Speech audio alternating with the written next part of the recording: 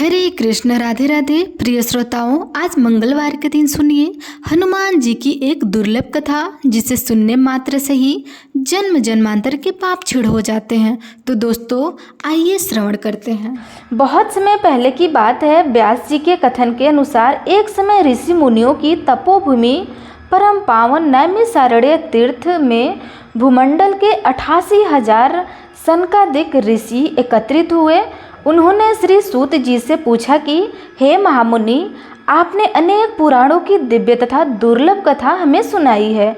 अब आप कृपा करके कली काल की अल्प आयु भोगी मानव जाति के हित साधन के सरल व प्रभावशाली एवं तत्काल फल देने वाली व्रत की कथा सुनाइए, जिससे अकाल मृत्यु, दरिद्रता, रोग, सर्प, भय, शोक, अपवित्र तथा अज्ञान आदि दूर होकर भगवत भक्ति, धार्मिक एकाग्रता तथा पवित्रता प्राप्त होकर मन को शांति मिले।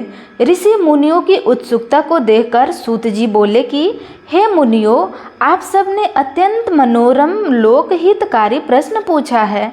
इससे पूर्व यही प्रश्न एक बार धर्मराज के अवतार श्री युधिष्ठिर ने भगवान श्री कृष्ण से पांडवों की सभा में किया था। युधिष्ठिर ने कहा था कि हे प्रभु, आपके सत्संग लाभ के फलस्वरूप मुझे अनेक व्रत कथाओं तथा धर्म के पावन स्वरूप का ज्ञान प्राप्त हुआ है। अब कृपा करके मनुष्य की पुत्र प्राप्ति सहित संपूर्ण कामनाओं को सिद्धि करने वाली कोई ऐसी कथा सुनाइए जो कली काल में मानव जाति के लिए सरल तथा अल्प श्रम वाली हो। भगवान श्री कृष्ण ने युधिष्ठिर से कहा कि हे राजन, आपकी जिज्ञासा को शांत करने के लिए मैं एक अत्यंत प्राचीन ऐतिहासिक कथा आपको कहता हूँ। इसे पूर्ण एकाग्रता के साथ सुनिए। कुंडनपुर नामक एक नगर था। उसमें नंदा नामक निर्धन ब्राह्मण रहता था। उसकी पत्नी का नाम सुनंदा था। उनके दुख का सबसे बड़ा एक कारण था, वह था कि निसंतान होना। ब्राह्मण की पत्नी सुनंदा सती, साध्वी तथा पतिव्रता थी। वह नियम पूर्वक प्रत्येक मंगलवार के दिन श्री हनुमान जी की कथा का पाठ और पूजन करने के बाद उनको भोग लगाकर स्वयं भोजन ग्रहण किया करती थी। काम की अधिकता से एक मंगलवार को वह हनुमान जी को भोग न लगा सकी।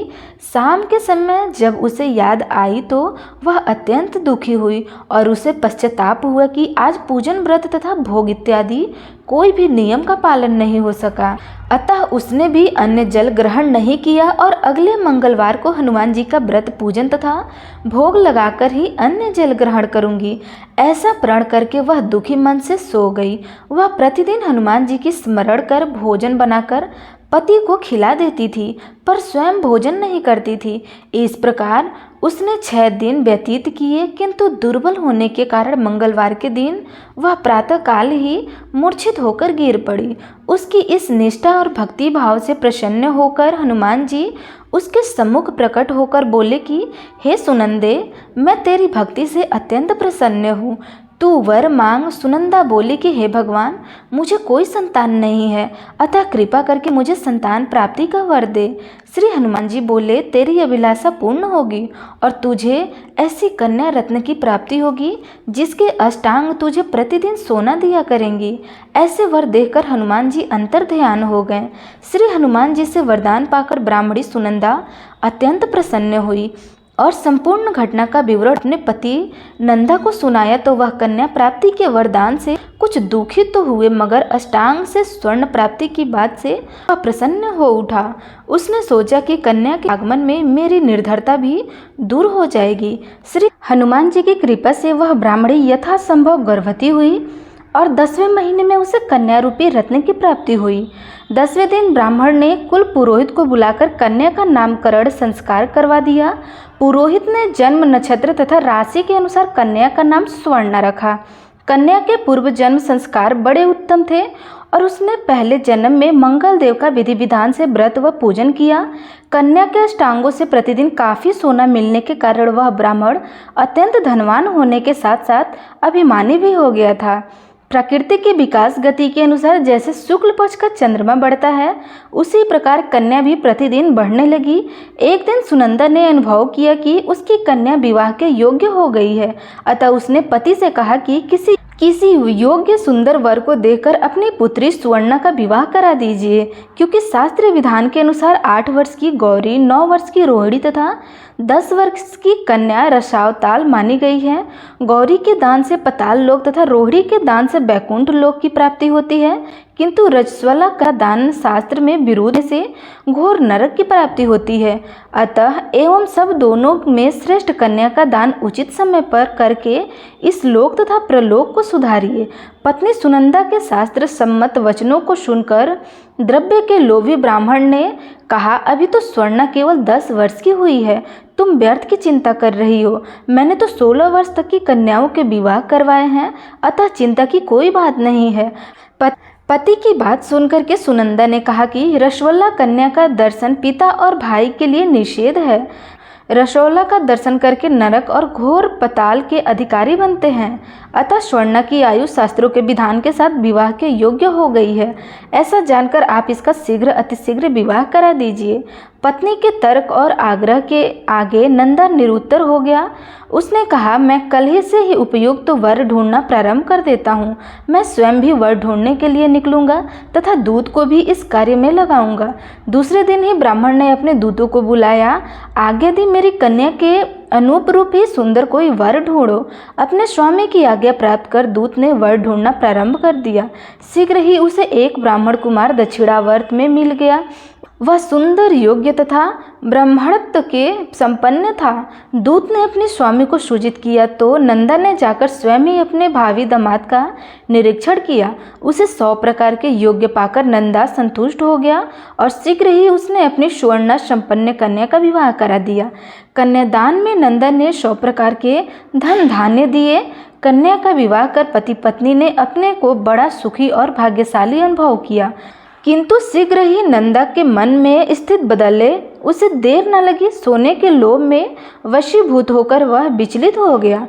उसने विचार किया कि कन्या का विवाह मैं कर ही चुका हूँ, कल प्रातःकाल ही अपने पति गृह प्रस्थान करेंगी। इस प्रकार अब मुझे स्वर्ण में अष्टांग से निकलने वाला सोना प्राप्त नहीं होगा। अतः यह स्वर्ण उसके पति अर्थात जमाई सामदेव को प्राप्त होगा। मेरे द्वारा संचित किया हुआ धन कन्या के वस्त्र आभूषणों आदि में व्यय हो गया। शेष बचा हुआ धन भी कुछ समय में खर्च हो जाएगा। निश्चय ही इस कन्या का विवाह करके मैंने बड़ा ही भूल कर दिया है। अब एकमात्र यही उपाय है कि कन्या को किसी प्रकार प्रतिगृह जाने से रोककर अपने ही घर में रखा जाए। इस पर विचार करते करते नंदा रात भर जगता रहा। अंत में उसने धर्म के विरुद्ध एक भयानक निर्णय लिया कि जब कन्या को लेकर सोमदेव अपने घर के लिए प्रस्थान करेगा तो मार्ग में छिपकर उसका वध कर दिया जाएगा और कन्या स्वर्ण को समझा बुझाकर अपने घर ले आऊँगा। विधवा निराश है, पुत्री को घर पर रखने के कारण समाज भी मेरी निंदा नहीं करेगी और स्वर्ण से मुझे पहले की तरह नियमित सोना भी प्राप्त होगा।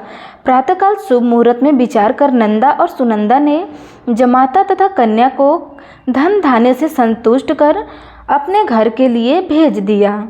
इधर सोमदेव अपनी पत्नी स्वर्णा को लेकर घर की ओर चल पड़ा और उधर सोने का लोभी मति भ्रष्ट नंदा एक अन्य मार्ग में जाकर जमात सोमदेव की हत्या करने के उद्देश्य में छिप गया।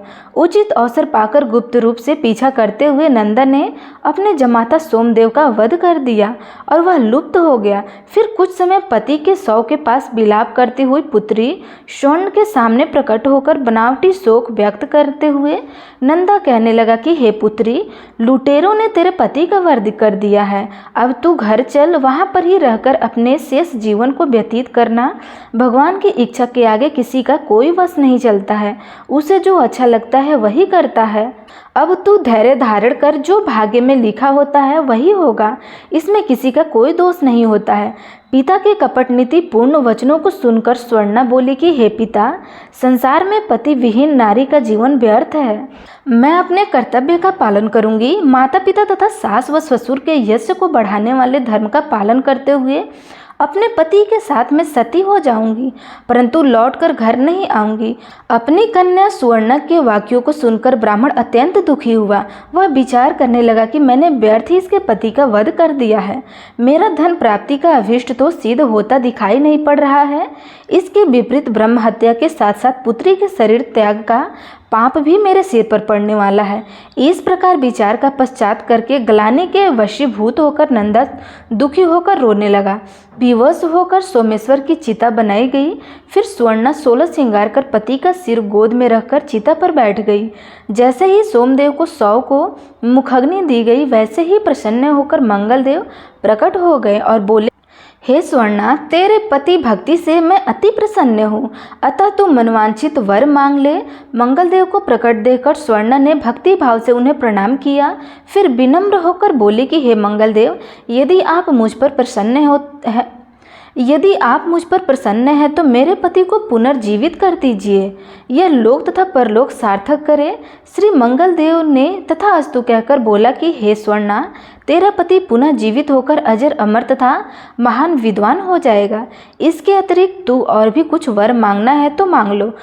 स्वर्णा बोली कि हे अमंगल हरने वाले मंगलकारी ग्रहों के स्वामी मंगलदेव, यदि आप मुझ पर इतना ही प्रसन्न हैं तो यह वरदान भी देने की कृपा करें कि जो भी प्राणी मंगलवार के दिन विधि विधान से भक्तिपूर्वक आपका पूजन करे और धूप दीप नवेद लाल पुष्प तथा लाल चंदन समर्पित करे, वह सभी प्रकार के सांसारिक सुखों से मुक्त होकर सुखी जीवन व्यतीत करे।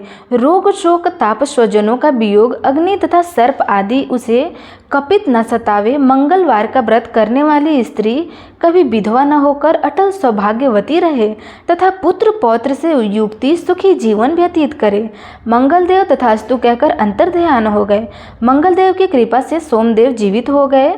स्वर्णा अपने पति को पुनः प्राप्त कर अत्यंत प्रसन्न हुई। तत्पश्चात सभी अमंगलों का नाश करने वाले मंगलदेव का विधि विधान से पूजन व व्रत का पालन करते हुए पति सुखी जीवन व्यतीत करने लगे। इस प्रकार से जो भी भक्त सच्ची श्रद्धा के साथ मंगलवार का व्रत धारण करता है, उसके भक्ति के सभी प्रकार से दुख और शोक दूर हो जाते हैं तथा मनवांछित फलों की प्राप्ति होती है। तो प्रेम से बोलिए मंगल देवता की जय, हनुमान जी महाराज की जय। आशा करते हैं आपको हमारी वीडियो अच्छी लगी हो तो लाइक कमेंट अवश्य करें।